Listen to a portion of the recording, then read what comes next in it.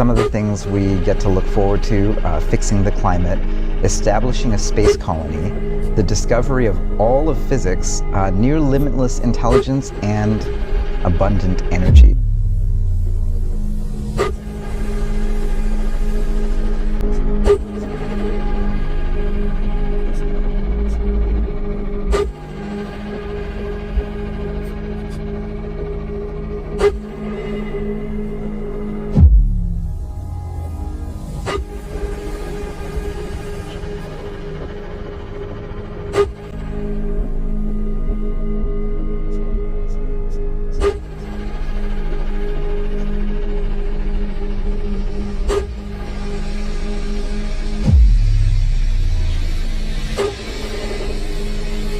I actually don't think we're all going to go extinct. I think it's going to be great. I think we're like heading towards the best world ever. But when we deal with a dangerous technology as a society, we often say that we have to confront and successfully navigate the risks to get to enjoy the benefits. I can imagine that if this technology stays on the same curve, there are systems that are capable of significant harm in the future. Again, I think it's going to be great. Like, I wouldn't work on this if I didn't think it was going to be great.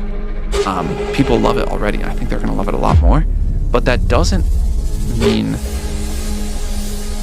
we don't need to be responsible and accountable and thoughtful about what the downsides could be. If you've ever seen a picture of him, you'll see him with a blue backpack. There's something very special about this backpack. He calls it the nuclear backpack. This backpack is a kill switch. Clearly it's going to be used for cyber attacks. And so cyber defense is something we need to stay ahead of. I am optimistic that AI can contribute a lot, but it is harder to be on defense than offense. So I think you bring up a great point, and the world has got to start to take this very seriously quickly. Yeah, because there's always a bad guy. It's a big risk. So spit it out. There's a glitch in the chariot line. Your killer robots? Peacekeepers, yes, those. So shut them down. Obviously, Liz, we would, if we could. They're not responding. Are you telling me a swarm has gone rogue, Ted? It's worse than that. Robots. Peacekeepers. That consume biomass as fuel. In emergencies. And you made them capable of self-replication. There's some physical law that prevents us from exactly that. Solar plus storage is on a good enough trajectory that even if we don't get a big nuclear breakthrough, we would be like okay-ish in the physical world. Like, to say nothing of, it'd be nice to be able to run lots of AI, and that takes a rate of technological progress, but it's certainly a very exciting time to be alive. And Limited, self-manufacture, controlled. Not anymore. The glitch severed chain of command. The only nation this swarm answers to now is itself. You think Everything else is just food. And at the rate it's replicating, Ted, it will strip the Earth bare in 15 months. We're not talking fall of civilization. We're talking extinction. I get it. and eventually we'll solve every problem in physics, so we're going to figure this out. It's just a question of when. And this is a point in time, whatever feels like abundant energy to us will feel like not nearly enough to our great-grandchildren, and there's a big universe out there with a lot of matter. Yeah. So I guess, how does OpenAI actually work right now? This is the first time ever where I felt like we actually know what to do. Like, I think from here to building an AGI will still take a huge amount of work, and it'll take a while, it'll be hard, but that's tremendously exciting. And our research path is fairly clear, our infrastructure path is fairly clear, our product path is getting clearer. You can orient around that super well. We, for a long time, did not have that. We were a true research lab.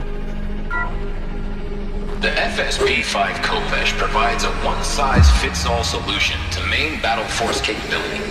Metamaterial construction delivers unmatched recoil dampening, allowing you to field any weapon package that conforms to your budget needs and conflict resolution. Awesome or totally frightening? Look at this. China's military has released this video of Totally awesome or totally frightening? Look at this. China's military has released this video of a four-legged robot marching through a field with an automatic rifle mounted on its back.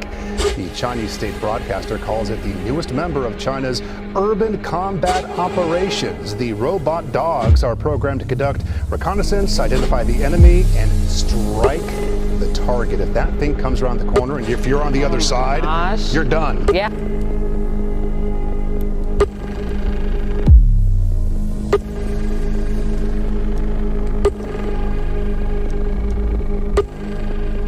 Armed robot capable of self-replication, with loads of weapons, manufacturing robots for war. We are closer to a destiny that we refuse and deny, but it's still coming fast. No matter what it is, it's a variant of the uploads database, and let's just cross fingers that we're not heading toward Project Zero Dawn.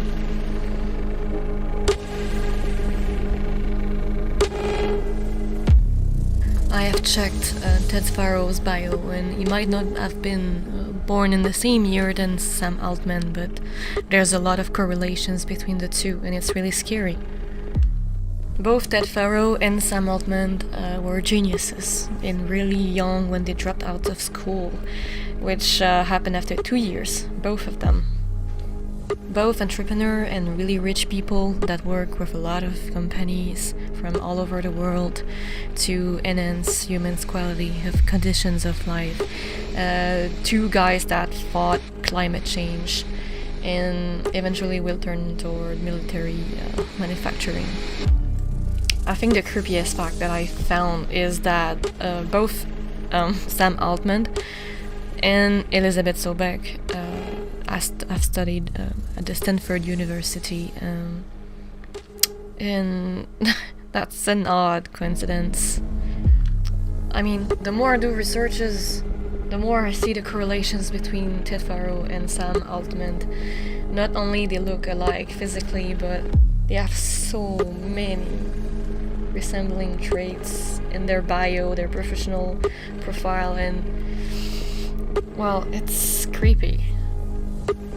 I puked all night and had a panic attack because I haven't seen something so scary. I know that this here where we live, the scientists are saying that we live in a simulation, so I'm pretty sure that we live in a simulation. And I also come from another dimension, and I know that what I'm going through, at least for me, is a simulation, a simulacrum based on Apollo's database. So for me, seeing these events from the alternate timeline of my DR, if you prefer, is absolutely terrifying, because things are, the pieces of the puzzle are just placing each one after the other, and yeah, well, like I said, we live in an alternate version, like there can be variants, so we'll have similar events and people with similar faces, profile and stuff that happens, but it doesn't necessarily mean that we're directly heading toward Project Zero Dawn. So I ask you to keep